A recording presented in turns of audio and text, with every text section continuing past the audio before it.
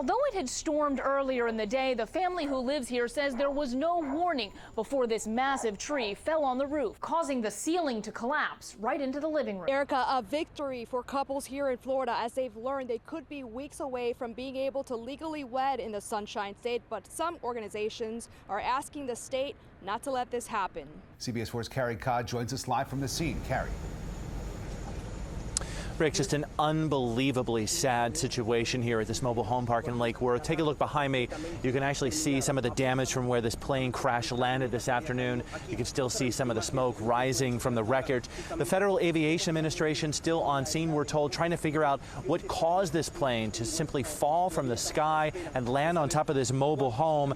We spoke with the man who lives in that home. He said he and his daughter were home this afternoon. He told us his agonizing story of trying to save his daughter, yet being unable to. Surveillance cameras at a nearby business captured this video, a plane on an angle going down into a Lake Worth trailer park.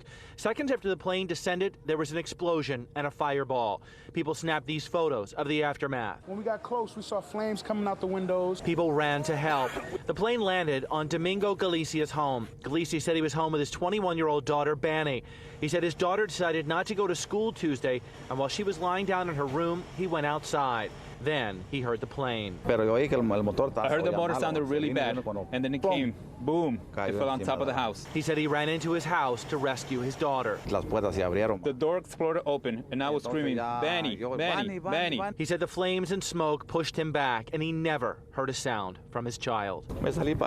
I went outside, and I couldn't do anything else. Galicia said firefighters told him they are bringing in equipment from Miami to remove the plane and look for his daughter. That breaks my heart. And it breaks the hearts of many in this neighborhood who knew the young woman, now missing in such a bizarre turn of events where a plane fell from the sky and caused such destruction. My heart just goes out for the people.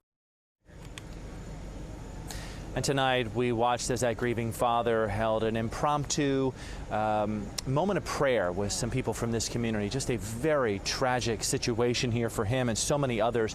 We're told that that woman who is feared dead, the father said he hasn't gotten confirmation at this point, attended Palm Beach State College right down the street from here, was studying business and worked at a marble company.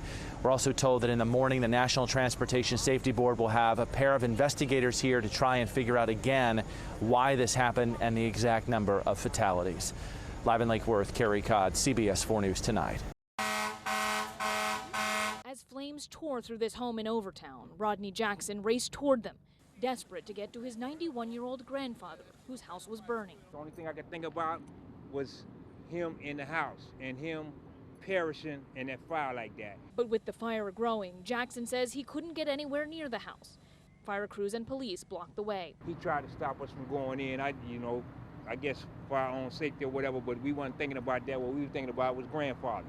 That was it. Thankfully, he found out his grandfather made it out. Jackson says 2 women who live nearby helped him get out of the home safely. He's all right. He just turned 91, you know what I'm saying? And thank God that they got him out. The fire then spread from the house to the church next door. By the time firefighters got it out, the home was gone and the church destroyed. Every intention of fully rebuild, there is some insurance, but we'll need a little bit of help from the community. The house was so badly damaged, at first firefighters thought there was a body inside. They later learned it was just charred debris. Although his family lost a lot, the home his grandfather lived in for much of his life, and a family business, Rodney Jackson says he's thankful. Granddaddy's fine. The house can be replaced. You see the business, the ice cream business and everything, block burgers, all this could be replaced. But Granddaddy is fine and well. Today, South Florida was hit with heavy thunderstorms and 50-mile-per-hour winds. Streets are flooded in Miami. Maggie Newland of CBS station WFOR reports. Up to 6 inches of heavy rain fell in Miami today, flooding streets and neighborhoods. Floridians were surprised. Unbelievable. Where did this come from? It's just a mess. I had my day planned to go to Miami Beach. Going traffic downtown. Even main roads like Biscayne Boulevard were almost impassable. So maybe I wasn't supposed to come out today. And these cars were up to their headlights in water. It's kind of raining a lot. I have never seen this street flood. While some residents got around on two wheels, those drivers who had to be on the road used extra caution. I'm trying to drive slow right now because I don't know if my car can, take all that water. It's a lot of water. This kind of wet weather is uncommon for South Florida, where it's still considered the dry season. But the 5 to 6 inches downtown Miami saw today is more than double what it usually sees for the entire month of February.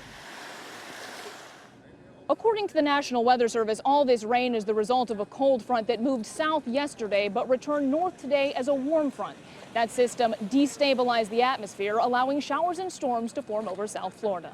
In North Miami, Maggie Newland for CBS News. Miami, ground zero, port of entry for flowers into North America. Brought in 72 million stems in the last 10 days. Ross Weisberg is with Pinnacle Wholesale Flowers. He says if you procrastinated in ordering flowers, they might be a little more expensive. He says bad weather in Ecuador and Colombia mean fewer flowers for us, but Russia's economy isn't doing so great, which means fewer flowers are headed there. So we have Russia's leftover flowers. More or less, that's the bottom line. And that's a good thing. That means those last-minute orders will only be up 10 to 20% and not more. But if I do need to go to the open market, buy additional roses and I have more volume, then I'm going to be paying a little bit higher for all these roses. Julio Trias with Trias Flowers, a retail hotspot, says they'll eat the cost on their end, but some spots will pass it along to the customer. I will take the hit. Weisberg says with the slight hit, sales will be down, the law of supply and demand. But if you ordered on time, like Rick Rivera, white roses she likes. I'm pretty organized. You're good to go. But procrastinators make up 70% of those ordering flowers. And you can find those last-minute buyers in the darndest of places. Did you order your Valentine's flowers yet? Not yet. You own this place and you didn't order yours yet? It's last minute. Ah, true South Florida style that'll cost you a little extra this time around.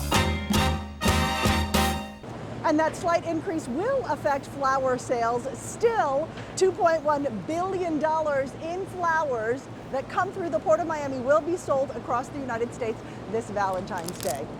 I think I'll keep these. Reporting inside a very cold warehouse near the airport, I'm Cynthia Demas, CBS 4 News.